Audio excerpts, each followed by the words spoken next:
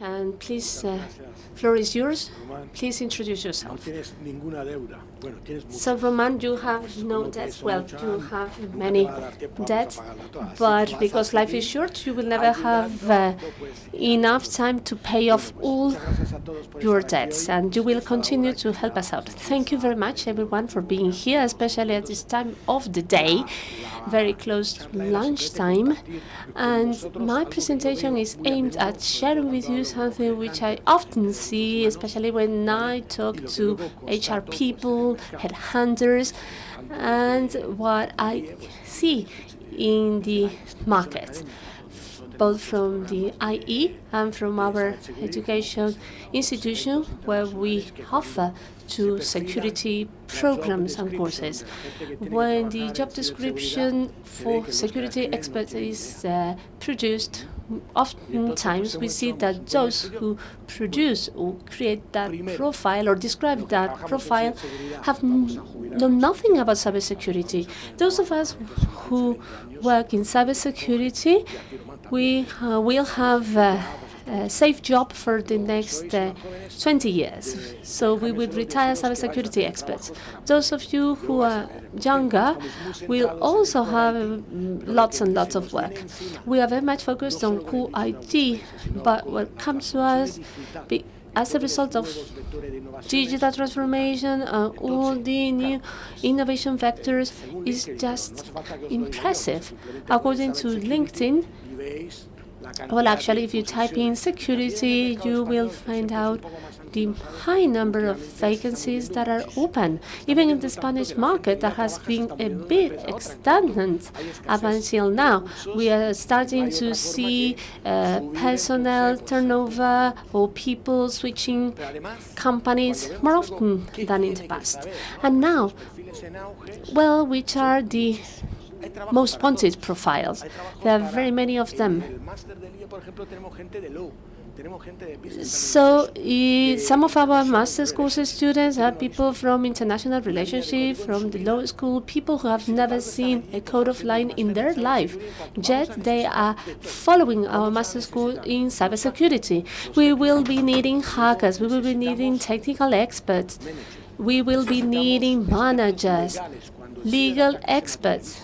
By the time cyber attacks will be actually materialized, we will be needing team leaders, people managing budgets. Budgets will be greater and greater. We need people who will explain to those who don't know anything what will happen if we do not take action. I talk about digital jungle, digital transformation.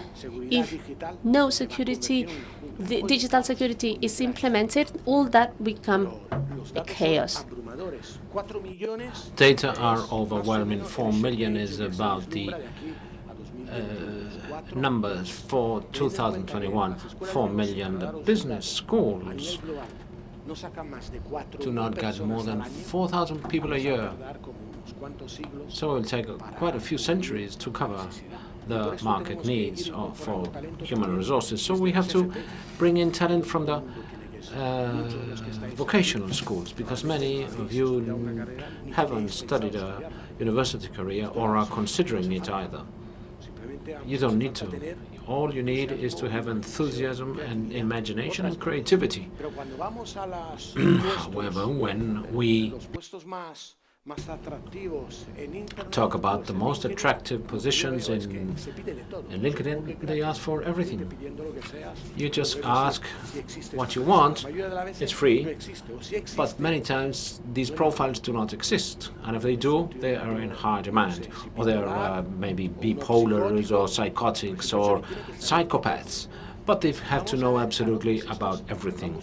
So people look for profiles that more or less have to be, has to have hard skills as well as soft skills. So it has to be someone who has superpowers. Laser vision, hyper strength, hyper intelligence. So you can ask for it. When I saw the job descriptions, the soft skills is overwhelming. A 27-year-old guy who knows how to manage teams with leadership capacity, charisma, conflict resolution. So if then we go to the hard skills, they have a whole long list. In addition to that, they have to control emerging technologies, attack vectors, AI, robotics, drones, car attacks. Hey, how much are you going to pay this guy? Because in the end, they say, well, 150 to 100. I'll add a few zeros to that, actually. You say, hey, you're going to have to pay 20, 22. So then, if you find a guy like that, I'd like to meet him. So, take a look at this.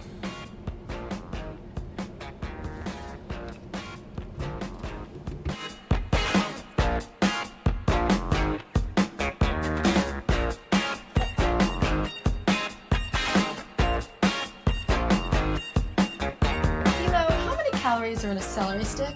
6 calories, Clara. Celery is excellent for your health. Great, I'll have a bunch then.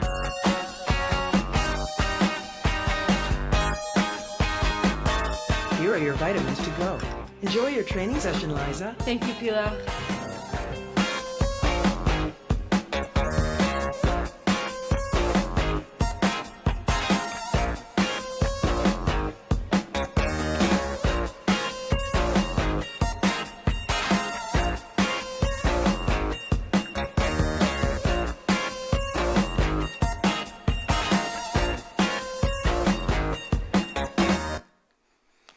Bueno, ¿os gusta Pillow?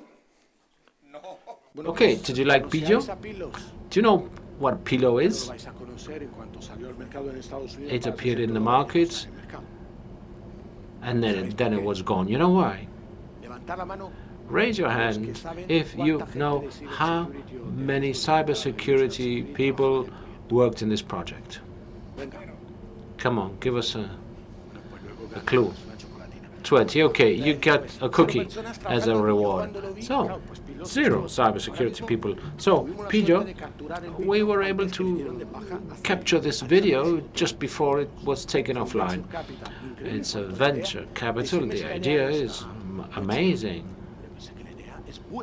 It's a great idea. You have a personal robot that gives you your medication, it advises you on your health, it knows what are your problems, your health problems, the number of your relatives to medical alerts, all this information collected by Pillows and interacts in the physical space because Pillow supplies pills.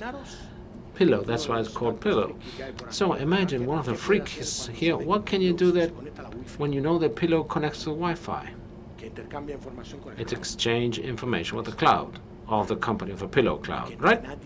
That there's no one in the company who assessed the risks. What can you do with Pillow? Another thing, what can... Well, they were thinking about the business plans that were great, to sell 42 million pillows. So 42 million families in the US with a pillow on the kitchen top. Imagine what Chinese or Russians could do. Any government that had control of Pillow and said, hey, that's all I need. I've got Pillow under control. These guys tomorrow will be... they won't even get out of bed. I will supply them with an OD. Or I'll give them the wrong advice. Malicious intelligence. Artificial malicious intelligence. So we're highly focused on the core IT in seeing where's the VPN, the calculation center, but this is the future. Our homes will be filled with these things, the Roombas that are these automatic vacuum cleaners, one of the best, most popular gifts. They have cameras, microphones, speakers, So they collect a lot of information. With these robots, you can kill people, actually. So Pillow is no longer on the market. You can't buy it anymore. But it doesn't come on its own.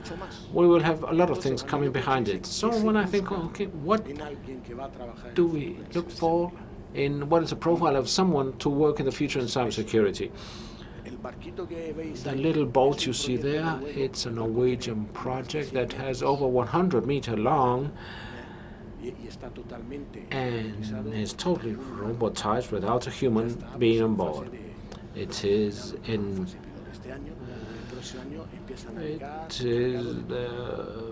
going to put it into production after a pilot phase.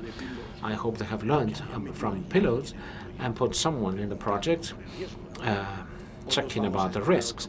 Or shall we have another Pillow, but in a ship, a 100-meter long ship? Imagine what can be done with it. Or with the Da Vinci project, the robotized operating theater. Our homes will be full of robots. So we have to be able to warn, raise alerts, create new audit environments, new control environments, new monitoring styles, new types of malware focused on controlling this on the digital devices. Are you ready? Because here we will have even more jobs. If we need 4 million jobs with 4IT, imagine with the Pillows that will turn up. So what I'm missing when I take a look at these job descriptions are things like, well, those who work in level 2 or level 3 of a SOC can understand. Don't talk to me about leadership, team management. When you work in a SOC, the first thing that you need is this confidentiality. We'll manage sensitive information, resistance to stress, crisis management, cold blood. When a cries, the confidence commitment, you are not someone who developed codes in an IT department that you just turn off the computer and go back home at 5. This is different. You work on incidents, and these can occur at any time, and you've got to be available. In addition, the most important thing is creativity, intuition.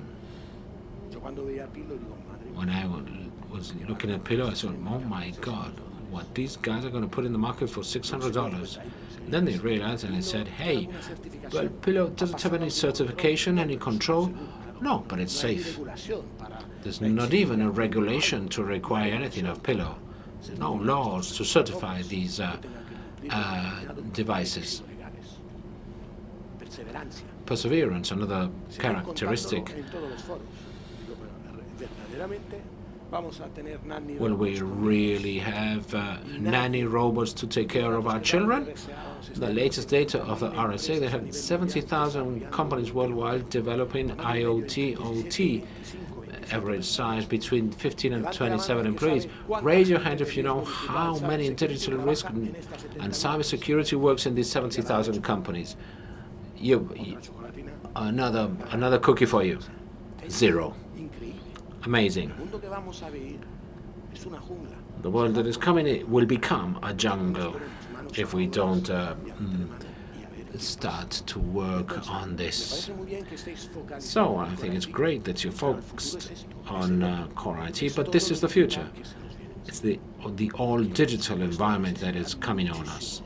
And we will need many code analysts, testing, ability assessment, audits, everything you can think of. Because losing information with a ransomware, you've lost all the pictures of the birthday of your son or the appointment for the dentist. But imagine if you can manipulate all the robots we've seen before that interact in our life. So what is the risk?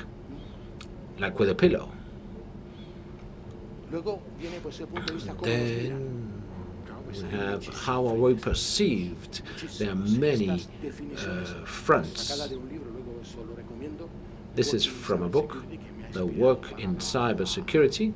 it's called, that inspired me for this presentation, which is, well, what we have to develop as actual capabilities, not so much leadership, but this being lawyers for cybersecurity, advocates, product managers, researchers, investors.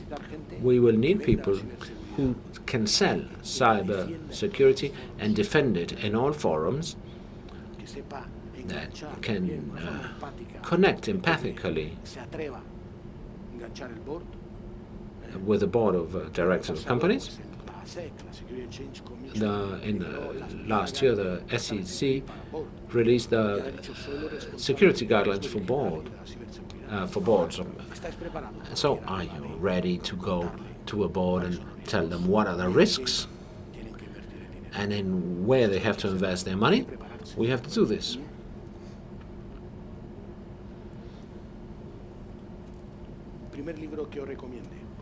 First book I recommend. This is Abisha Partners, the next geopolitics, the future of world affairs, the way in which technology will change geopolitics, and the same basis of the core of democracy with hybrid threats and fake news.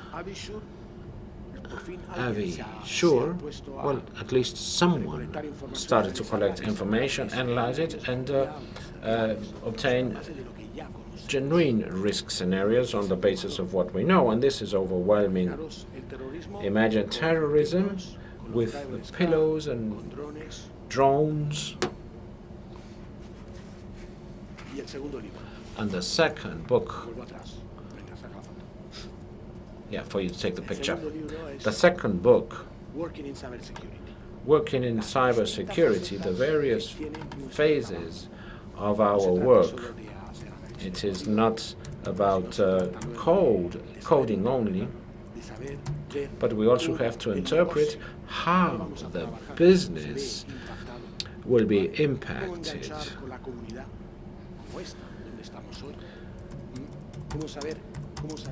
We have to know how to develop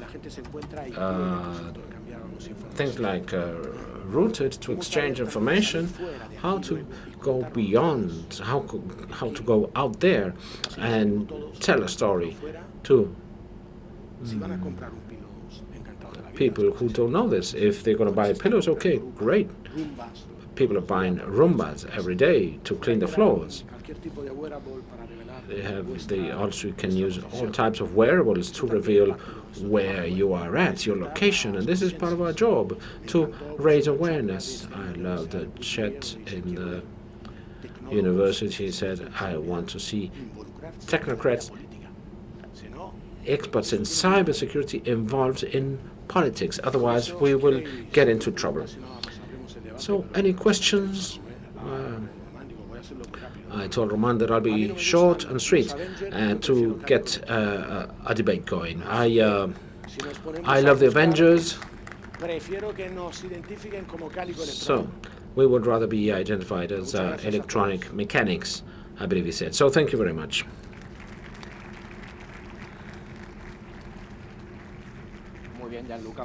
Thank you, Gianluca. Any questions? Remember, you have to use the microphones. I have an important question about politician techies and conventional techies.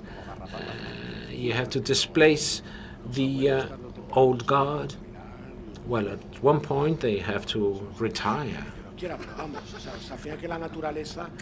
So nature works its course. There's a generation of techies that is pushing and making headway. Bruce Mayer has become a politician. In the past few years, he's dedicating half of his time talking about the risk if techies do not get involved in civil society. And they start talking about these things outside of their usual circles and what they can attract in these forums. And they think that The pillow is the best friend. So we also have to do our homework. I agree in that there are many people in the US, but also in Spain, that have become millionaires with technology. So stop making so much money and start getting involved with your society around you. So there was an interview to the Vice President of Chile that he said something that was really amazing for an elderly person. He said that democracy is the result of the printing machine. He said that if the printing machine is the result of democracy, what will happen with the internet? Well, I see it a quite bleak. Democracy right now is endangered by the hybrid threats that are coming upon us, and we're getting there late. And I can tell you, stop earning millions and start telling us what we have to do and for what we have to be ready. Otherwise, we will be in a digital jungle and in chaos in the near future. Any questions? Great. So thank you very much, Gianluca.